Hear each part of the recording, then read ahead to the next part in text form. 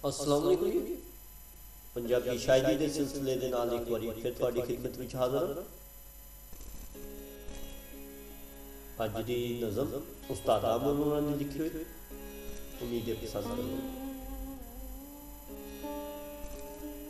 दिला बहुत चंगा है ते फिर की है, इत्थे लोग आजमा के वेखदे ने, जिदे कुदरत दी फुलांदी आबरू नूं कंडियां विच उलझा के वेखदे ने। चेहरा शनासी सिक्का भावें लख होवे, तां भी लोग टनका के वेखदे ने।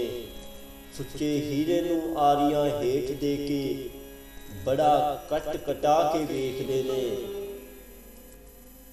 सोना पासे दा रख कसौटियां ते उतों अग च पा के वेखदे ने। जिहड़ा सुरमा बने जोबन अखियां दा खड़ला विच रगड़ा के वेखदे ने। चुपके मिलन वाले कदी वेखिया ही, सब कुछ अख चुरा के वेखदे ने। रोवे यारां नूं इत्थे भरा सके, खूहे विच लमका के वेखदे ने।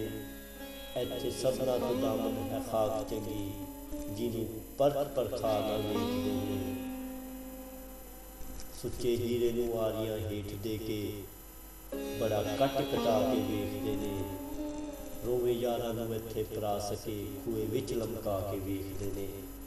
खूहे विच लमका के वेखदे ने। बहुत बहुत शुक्रिया जी, थैंक्स।